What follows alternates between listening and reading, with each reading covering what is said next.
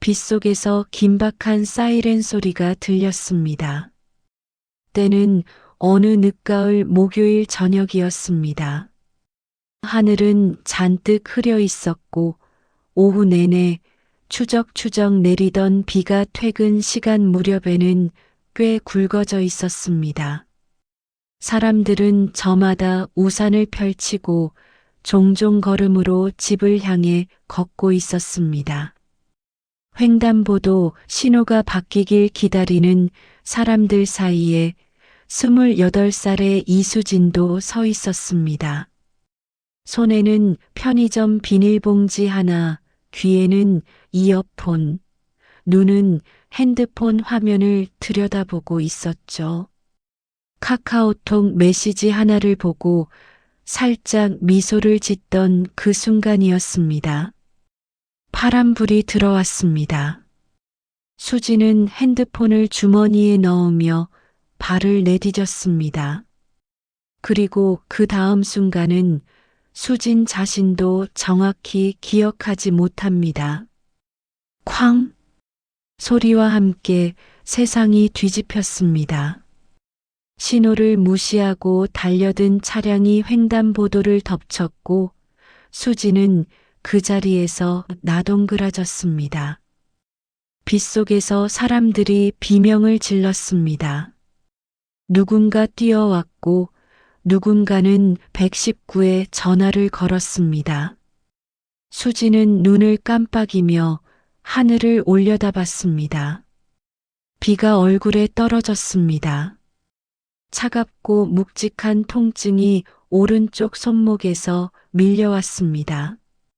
움직이려고 했는데 손이 말을 듣지 않았습니다. 그게 첫 번째로 든 생각이었고 그 다음으로 든 생각은 이랬습니다. 아, 오빠한테 연락을 못하겠네. 앰뷸런스가 도착한 건 7분 뒤였습니다. 구급대원들이 재빠르게 움직였습니다. 들것이 펼쳐졌고 수지는 그 위에 실렸습니다. 응급실 문이 열리고 형광등 불빛이 쏟아졌습니다. 흰 천장이 빠르게 스쳐 지나갔습니다. 의료진이 분주하게 움직이며 확인을 시작했습니다. 혈압, 맥박, 의식? 다행히 의식은 또렷했습니다. 오른손 골절 의심, 다른 부위 타박상. 수진의 머릿속은 딴 생각이 가득했습니다. 핸드폰이 어디 있지? 수진이 눈을 굴리자 곁에 있던 간호사가 알아챘습니다. 비닐봉지랑 함께 핸드폰이 수거돼 있었습니다. 액정이 살짝 금이 갔지만 작동은 됐습니다. 수진이 오른손을 들어 올리려다 고통에 얼굴을 찡그렸습니다. 간호사가 빠르게 다가왔습니다. 손 움직이시면 안 돼요. 골절 의심이에요. 보호자 연락할 분 있으세요? 수진이 힘겹게 말했습니다. 오빠한테 전화해 주세요. 제 핸드폰에 저장돼 있어요. 오빠한테요. 간호사가 핸드폰을 들었습니다. 잠금 해제를 해달라고 했습니다. 수진이 왼손 검지로 겨우 지문을 찍었습니다. 화면이 열렸습니다. 간호사가 연락처 앱을 눌렀습니다. 검색창에 오빠라고 쳐봤습니다. 2개의 이름이 떴습니다. 오빠별, 오빠 하트. 간호사가 잠깐 멈췄습니다. 2개네. 2분이 다 오빠신가. 그리고 아무 생각 없이 정말 순수하게 선한 마음으로 간호사는 2번호 모두에 전화를 걸었습니다. 환자분이 교통사고로 응급실에 오셨습니다. 빨리 와주세요. 수지는 그 사이 진통제 주사를 맞고 있었습니다. 눈꺼풀이 무거워졌습니다. 괜찮아. 연락했으니까 오겠지. 오빠가 오겠지. 그렇게 생각하며 눈을 감았습니다. 수지는 간호사가 두 번호 모두에 전화를 걸었다는 사실을 지금 이 순간 전혀 알지 못했습니다. 자, 여기서 잠깐 이야기를 좀 되감아야겠습니다. 이수진이라는 여자가 도대체 왜 핸드폰에 오빠별이 있고 오빠 하트가 있었는지를 모르면 이 이야기를 제대로 이해할 수가 없거든요. 부끄러운 이야기이기도 하고 솔직한 이야기이기도 하고 어쩌면 들으시는 분들 중 몇 분은 고개를 끄덕이실 수도 있는 이야기입니다. 이수진은 28살이었습니다. 작은 마케팅 회사에 다니는 평범한 직장인이었습니다. 특별히 나쁜 사람도 아니었고 특별히 착한 사람도 아니었습니다. 그냥 평범했습니다. 그런데 딱 한 가지 문제가 있었습니다. 두 남자를 동시에 만나고 있었습니다. 스스로도 압니다. 나쁜 거 압니다. 변명할 생각도 없습니다. 그런데 이게 참 어떻게 설명을 해야 하냐면 양쪽 다 좋아했습니다. 진심으로요. 한쪽은 가짜고 한쪽은 진짜인 게 아니었습니다. 둘 다 진심이었습니다. 그게 더 나쁜 건 알지만 그게 진실이었습니다. 첫 번째 남자, 오빠별. 본명은 김준혁이었습니다. 31살. 수진보다 3살 위. 사귄 지 2년이 된 남자였습니다. 처음 만난 건 친구 소개였는데 첫 만남부터 말이 별로 없었습니다. 그냥 밥 먹고 커피 마시고 집에 데려다 주고 연락도 자주 하는 편이 아니었습니다. 카톡을 보내면 답장이 옵니다. 근데 한 글자입니다. 이응, 기억, 키읔. 처음엔 이게 뭐야 싶었는데 2년을 만나다 보니까 이게 이 사람의 방식이라는 걸 알게 됐습니다. 말이 없는 대신 행동이 있었습니다. 수진이 힘들다고 하면 아무 말 없이 와서 옆에 앉았습니다. 배고프다고 하면 메뉴 같은 거 안 물어보고 그냥 뭔가를 시켜놨습니다. 근데 그게 서운할 때가 있었습니다. 왜 말을 안 해? 왜 표현을 안 해? 내가 지금 이런 기분인데 왜 모르는 척해? 기념일에 선물도 뭘 받았는지 아세요? 공기청정기였습니다. 공기청정기.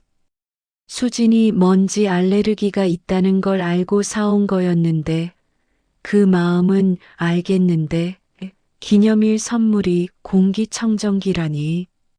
수진이 멍하니 박스를 받습니다. 오빠 이게 뭐야? 준혁이 당연하다는 듯이 대답했습니다. 너 먼지 알레르기 있잖아. 좋은 거 샀어. 수진이 웃어야 할지 울어야 할지 몰랐습니다. 핸드폰에 이름을 오빠별로 저장한 건 그래서였습니다. 말은 없어도 늘 거기 있으니까. 밤하늘의 별처럼. 찾으면 거기 있고 안 찾아도 거기 있고. 그래서 오빠별이었습니다. 솔직히 말하면 그냥 핸드폰에 이름을 귀엽게 저장하고 싶었던 것도 있습니다만 어쨌든 그게 이유였습니다. 두 번째 남자, 오빠 하트. 본명은 박민재였습니다. 29살. 수진이랑 1살 차이. 같은 회사 다른 팀 직원이었습니다. 처음에는 그냥 직장 동료였습니다. 회의에서 몇 번 마주치고 구내식당에서 몇 번 밥 먹고 근데 이 사람이 카톡을 너무 잘 썼습니다. 처음에 카톡이 왔습니다. 수진 씨 오늘 보고서 잘 봤어요. 고생 많으셨을 것 같아서요. 그 다음 날 또 왔습니다. 수진 씨 오늘 밥은 드셨어요? 저는 밥 먹으면서 수진 씨 생각했어요. 그 다음 날 또 왔습니다. 수진 씨가 웃을 때 저 심장이 잠깐 멎어요. 이거 이상한 거 알죠? 근데 어쩔 수가 없어요. 수진이 핸드폰 들고 혼자 방에서 소리를 질렀습니다. 아! 준혁 오빠는 카톡 답장이 이응인데 이 사람은 카톡이 이랬습니다. 수진이 심장이 쿵 내려앉는 게 느껴졌습니다. 나쁘다는 걸 알면서도 이미 준혁 오빠가 있다는 걸 알면서도 이 사람이 보내는 카톡 한 줄에 하루가 설레는 걸 어쩔 수가 없었습니다. 핸드폰에 이름을 오빠 하트로 저장한 건 당연했습니다. 이 사람 이름이 뜰 때마다 심장이 쥐어짜이는 것 같았으니까요. 수진이 나중에 스스로를 정리할 때 이렇게 표현했습니다. 준혁 오빠는 집 같았고 민재 씨는 놀이공원 같았어요. 집이 편한 건 알아요. 집이 소중한 것도 알고요. 근데 놀이공원이 설레는 것도 사실이잖아요. 나는 그 두 가지를 동시에 갖고 싶었던 거예요. 욕심이었죠. 욕심이었습니다. 나쁜 짓이었습니다. 하지만 그게 그 시절 이수진의 현실이었습니다. 자, 이제 이 두 남자를 알았으니까 수진이 두 남자를 동시에 만나던 시절로 가보겠습니다. 그 시절에 정말 여러 가지 일이 있었는데요. 웃기는 일도 있었고 아찔한 일도 있었습니다. 첫 번째 사건은 카톡 대참사였습니다. 어느 날 수진이 퇴근하면서 준혁 오빠한테 카톡을 보내려고 했습니다. 오빠 보고 싶어. 오늘 힘들었어. 이런 내용이었는데 손이 미끄러졌습니다. 아니, 정확히는 채팅창을 잘못 열었습니다. 오빠 하트 채팅창이 열려 있는 줄 모르고 그냥 보냈습니다. 오빠 보고 싶어. 오늘 좀 힘들었어. 1분도 안 됐습니다. 민재한테 답장이 왔습니다. 저도요. 수진 씨 지금 어디예요? 저도 보고 싶었어요. 이따 잠깐 볼까요? 수진이 채팅창을 봤습니다. 오빠 하트가 열려 있었습니다. 온몸에 소름이 돋았습니다. 그리고 바로 다음 줄에 민재가 또 카톡을 보냈습니다. 아, 혹시 잘못 보내신 거예요? 괜찮아요. 저는 진심이에요. 수진 씨가 잘못 보냈어도 저는 진심이에요. 수진이 핸드폰을 소파에 던졌습니다. 그리고 쿠션을 얼굴에 덮고 발을 마구 굴렀습니다. 나는 왜 이러는 걸까? 나는 정말 왜 이러는 걸까? 발을 구르면서도 민재 카톡이 귀여웠습니다. 그게 또 문제였습니다. 두 번째 사건은 카페 마주침이었습니다. 주말에 준혁 오빠랑 카페에 갔습니다. 날씨도 좋고 커피도 마시고 오자 해서 들른 동네 카페였는데 안으로 들어서다가 저쪽 창가에 민재가 보였습니다. 노트북 펴놓고 혼자 작업 중이었습니다. 준혁 오빠는 아직 못 봤습니다. 수진의 머릿속이 0.1초 만에 계산을 마쳤습니다. 수진이 갑자기 준혁 오빠 팔을 확 잡아당겼습니다. 오빠 저쪽 자리 가자. 창가 말고 저 안쪽. 준혁이 의아한 얼굴로 물었습니다. 왜 창가가 좋잖아 보통? 수진이 웃으며 말했습니다. 오늘은 안쪽이 더 좋아. 아늑한 게 좋아. 준혁이 영문을 모른 채 안쪽 자리로 갔습니다. 수진은 메뉴판을 얼굴 높이로 들고 민재가 자리에서 일어나길 기다렸습니다. 15분이 걸렸습니다. 15분 동안 메뉴판을 들고 있었습니다. 준혁이 물었습니다. 메뉴 정했어? 수진이 말했습니다. 아직. 골라야 하는 게 많아서. 준혁이 고개를 갸웃거렸습니다. 여기 메뉴 5개밖에 없는데. 수진이 웃으며 말했습니다. 그냥 다 읽어보는 거야.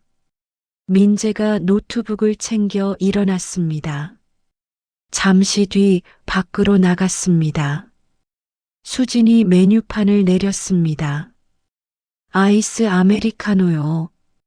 준혁이 한숨을 쉬었습니다. 15분 동안 고른 게 그거야. 수진이 방긋 웃었습니다. 응. 그날 집에 오면서 수진은 생각했습니다. 나 이렇게 살면 안 되는데. 이러다 진짜 큰일 나는데. 근데 그 생각은 현관문 닫으면서 끝났습니다. 그리고 3번째 사건이 있었습니다. 이건 웃기지 않습니다. 이게 사실 이 모든 일의 시작이었습니다. 어느 평일 저녁이었습니다. 준혁 오빠 집에서 치킨을 시켜 먹고 있었습니다.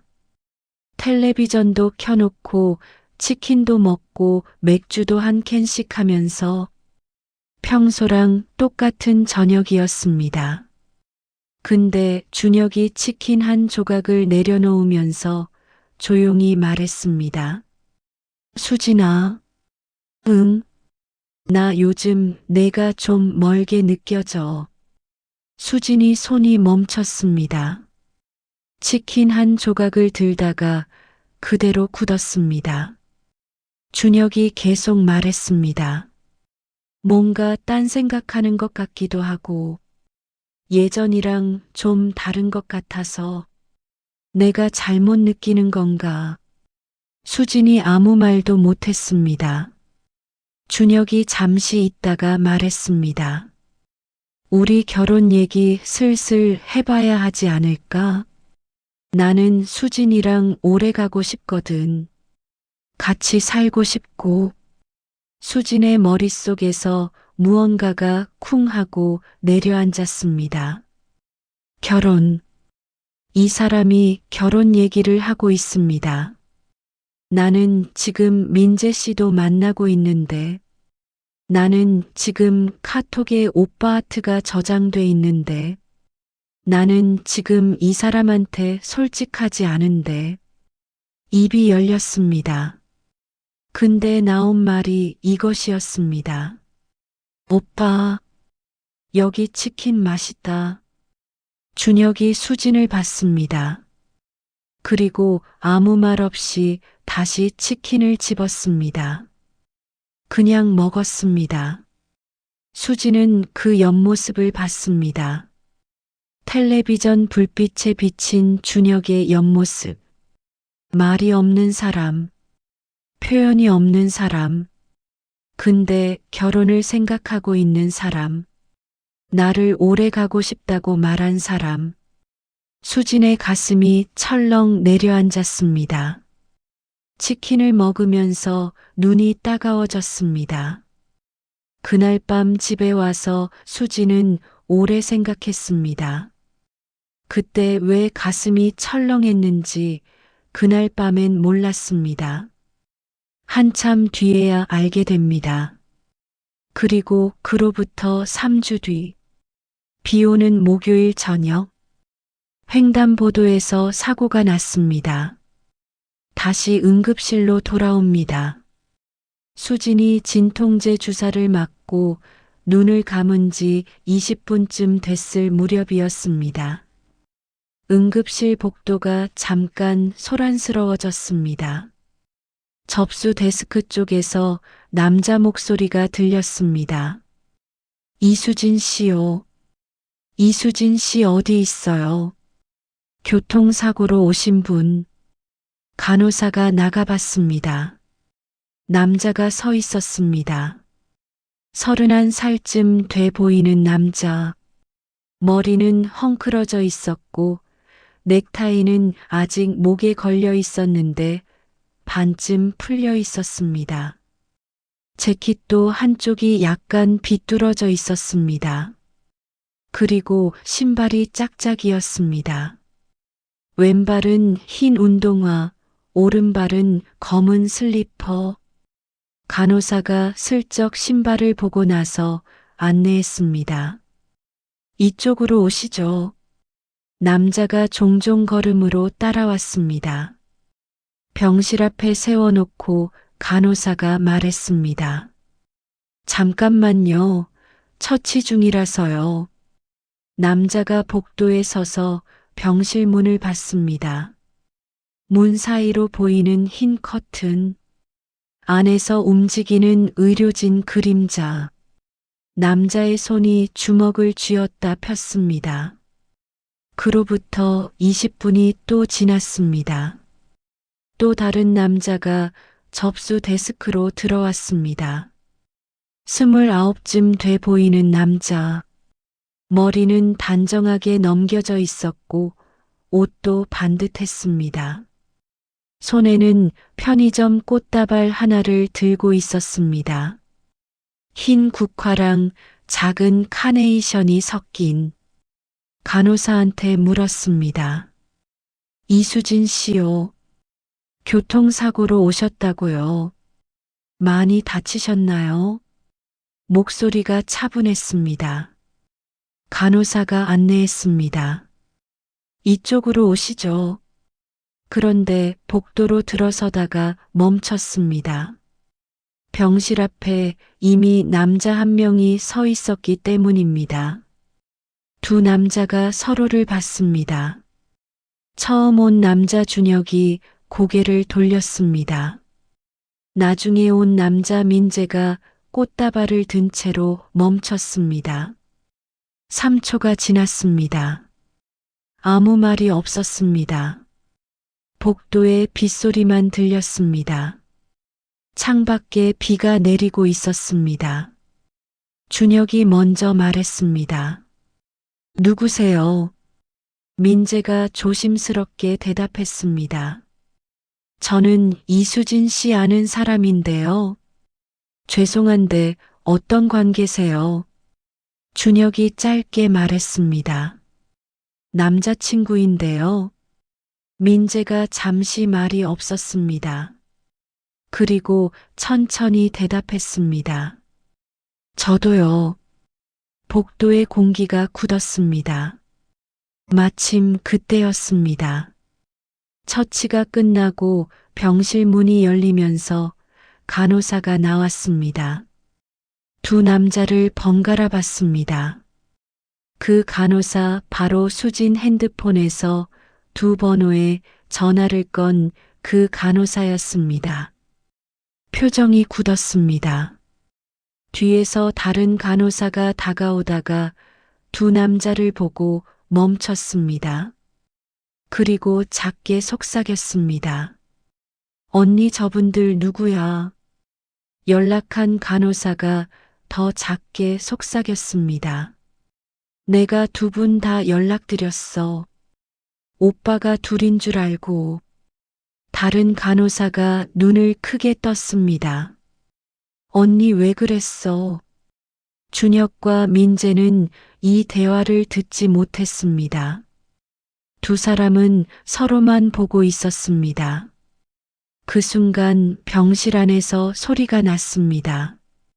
끄응. 수진이 진통제가 좀 풀리면서 눈을 뜨고 있었습니다. 천장을 봤습니다. 형광등이 밝았습니다.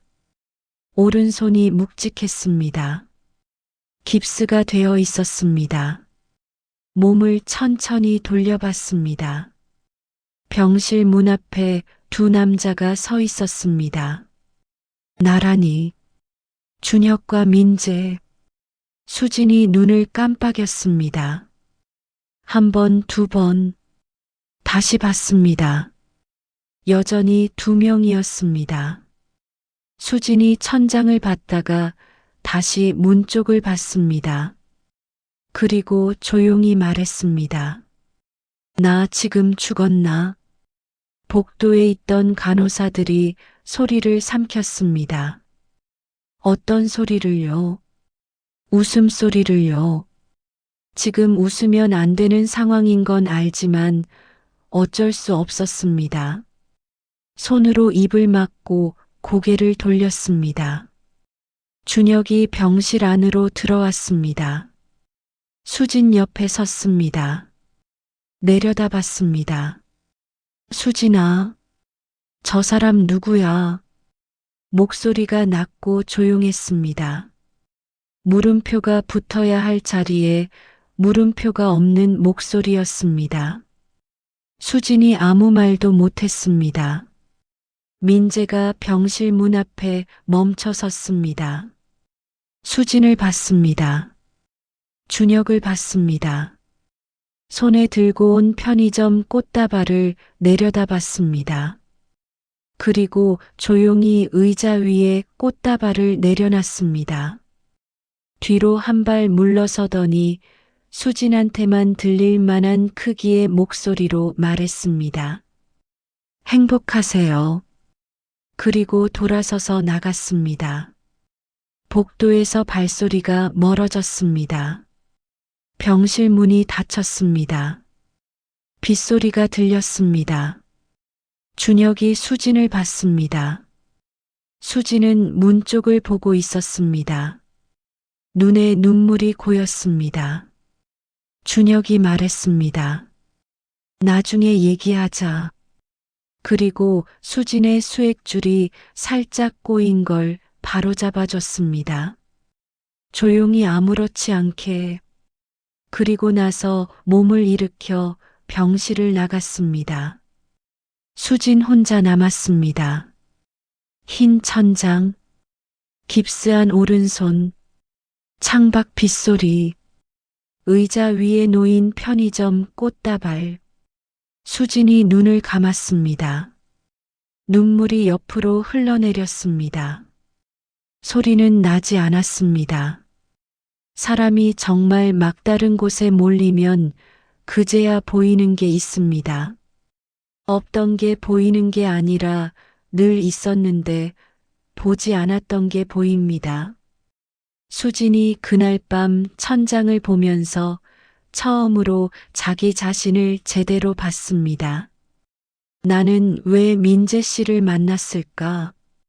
준혁 오빠가 싫어서? 아니었습니다. 준혁 오빠가 정말 싫었다면 2년 동안 사귀지 않았겠죠. 그럼 민재 씨가 더 좋아서? 그것도 아니었습니다. 정말 민재 씨가 더 좋았다면 준혁 오빠와 일찌감치 헤어졌겠죠. 그럼 왜? 수진이 깁스한 손을 올려다 봤습니다. 천장 형광등이 희멀겋게 빛났습니다. 그리고 천천히 답이 왔습니다. 무서웠던 거야. 준혁 오빠가 나를 떠날까봐. 그 듬직하고 말 없는 사람이 어느 날 아무 말 없이 사라질까봐. 그게 무서웠던 거야. 그래서 먼저 보험을 들었던 거야. 준혁 오빠가 떠나도 내가 혼자가 되지 않도록 민재 씨를 보험처럼 만들었던 거야. 얼마나 못된 짓인지 알고 있었습니다. 얼마나 비겁한 짓인지도요. 근데 이게 사실이었습니다. 수지는 그날 밤 처음으로 자기가 무서워하고 있었다는 걸 알았습니다. 민재 씨한테도 미안했습니다. 진심이 없었던 게 아닌데 그 사람을 보험으로 만든 건 맞았으니까요. 준혁 오빠한테도 미안했습니다. 2년이나 함께한 사람한테 이게 무슨 짓이냐 싶었으니까요. 그리고 무엇보다 자기 자신이 한심했습니다. 그렇게 첫날 밤이 지났습니다. 다음 날이 됐습니다. 민재한테서 카톡이 없었습니다. 준혁한테서도 연락이 없었습니다. 아무도 없었습니다. 수지는 혼자 병실에 누워 있었습니다. 깁스한 손은 무거웠고 몸 여기저기 타박상 때문에 움직일 때마다 아팠습니다. 간호사가 밥을 가져다 줬습니다. 혼자 먹었습니다. 창밖에는 비가 그쳐 있었습니다. 그리고 뭔가를 발견했습니다. 병실 창가 선반 위에 귤 한 봉지가 놓여 있었습니다. 수진이 고개를 갸웃거렸습니다. 저게 왜 저기 있지? 간호사를 불러서 물어봤습니다. 간호사가 말했습니다. 아, 이른 아침에 키가 큰 남자분이 두고 가셨어요. 보호자분 계신 줄 알았는데 그냥 두고 가셨더라고요. 귤 봉지 옆에 작은 포스트잇이 붙어 있었습니다. 글씨가 적혀 있었습니다. 비타민 먹어. 준혁 글씨였습니다. 삐뚤빼뚤하지만 힘 있는 글씨. 2년 동안 봐온 글씨. 수진이 포스트잇을 손가락으로 건드렸습니다.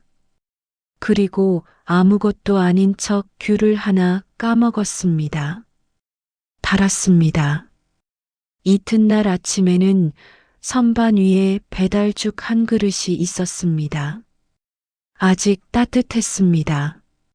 포스트잇이 또 붙어 있었습니다. 병원 밥맛 없지. 수진이 죽을 먹었습니다. 맛있었습니다. 눈이 따가워졌습니다. 사흘째 아침에는 두꺼운 양말 한 켤레가 있었습니다. 병원 바닥 차잖아. 나흘째에는 수진이 좋아하는 새우깡이 있었습니다. 먹고 싶을 것 같아서 준혁이 한 번도 병실에 직접 들어오지 않았습니다. 얼굴을 보여주지 않았습니다. 연락도 없었습니다. 그런데 매일 새벽에 와서 뭔가를 두고 갔습니다. 간호사 말로는 항상 이른 새벽이었다고 했습니다. 아직 어두울 때 병원 문이 열리자마자 왔다가 그냥 가더라고요. 라고 간호사가 말했습니다. 수진이 나흘째 새우깡을 먹으면서 눈물이 났습니다. 소리를 내지 않으려고 입술을 깨물었는데 그게 더 힘들었습니다. 새우깡 봉지를 손에 쥐고 이불을 머리 위로 덮었습니다. 준혁 오빠는 화가 났을 겁니다. 2년 사귄 여자가 다른 남자를 만나고 있었다는 걸, 그것도 자기가 결혼 얘기를 꺼낸 지 3주 만에 이런 식으로 알게 됐으니까요. 어떻게 보면 이렇게 매일 뭔가를 두고 오는 게 이상한 거잖아요. 보통이면 안 왔겠죠. 근데 왔습니다. 그것도 매일 새벽에. 수진이 이불 속에서 생각했습니다. 이 사람이 왜 오는 걸까? 그냥 수진이 아파서. 그래서 오는 걸까? 열흘이 지났습니다. 퇴원하는 날이 됐습니다. 아침에 짐을 정리했습니다. 왼손 하나로 하려니 시간이 걸렸습니다. 병실을 나서면서 창가 선반 위에 포스트잇들을 봤습니다. 10장이 쌓여 있었습니다.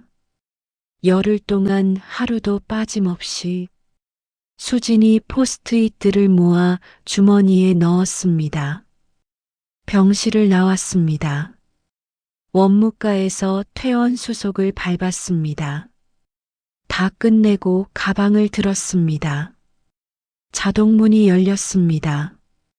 병원 밖으로 나왔습니다. 하늘이 맑았습니다. 열흘 만에 처음 보는 바깥이었습니다. 공기가 차가웠습니다. 깁스한 오른손이 서늘했습니다.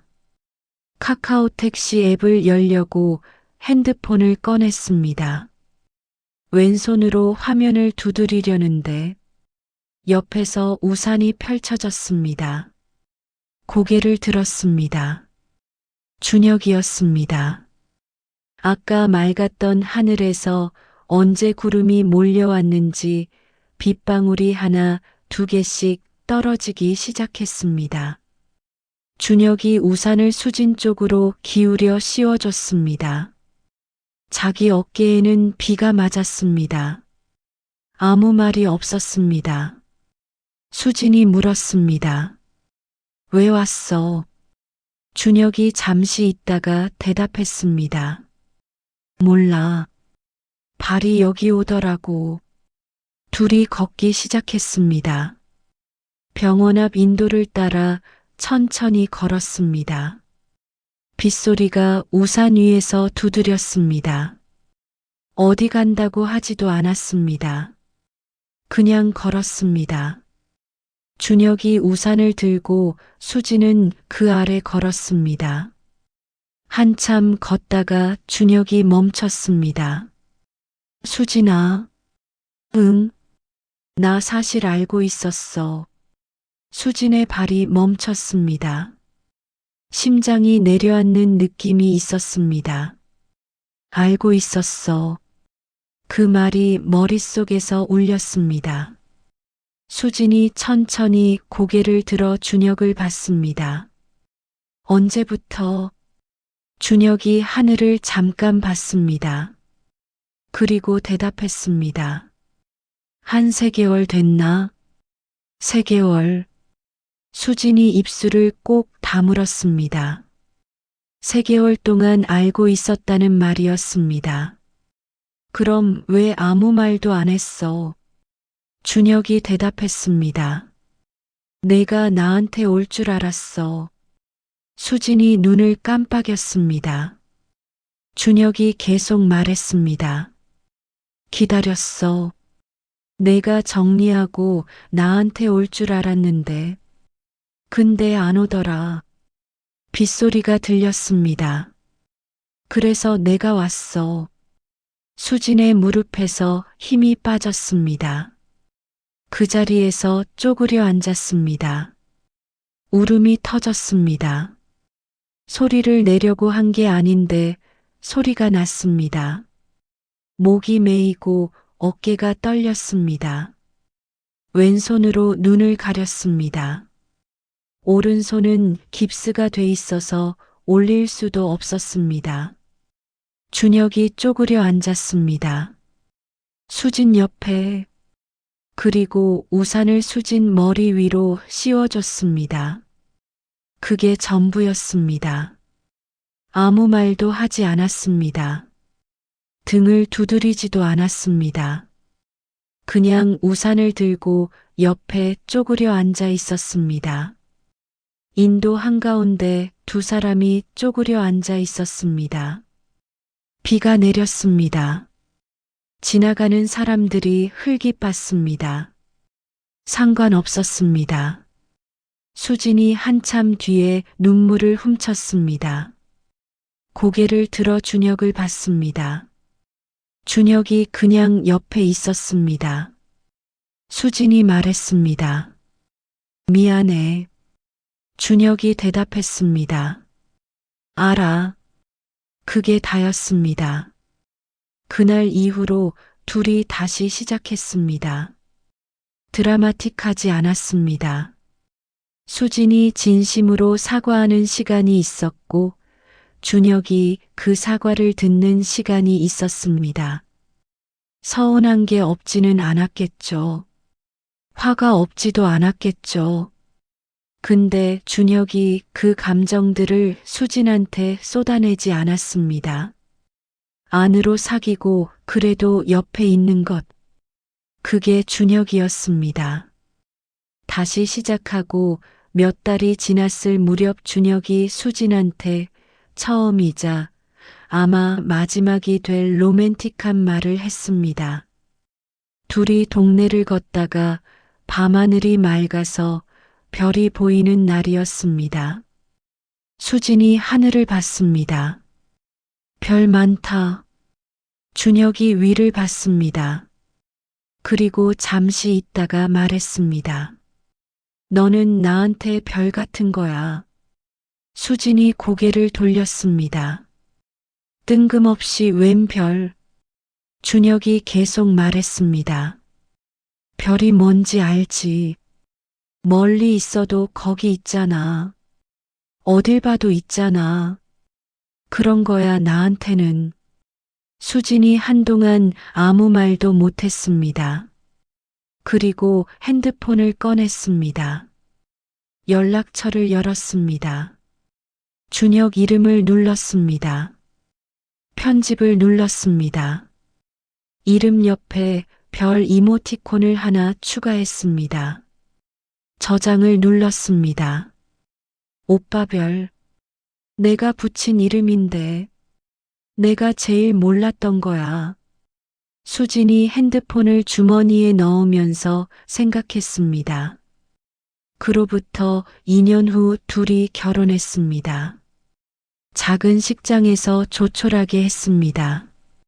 웨딩홀 직원이 어떤 컨셉의 결혼식을 원하시냐고 물었을 때 준혁이 대답했습니다.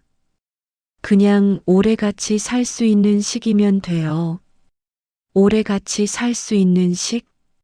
직원이 뭔 말인지 잘 모르겠다는 표정을 지었지만 수지는 알아들었습니다. 그 사람이 하고 싶은 말이 뭔지를. 민재는 어떻게 됐냐고요? 나중에 공통 지인을 통해 소식이 들려왔습니다.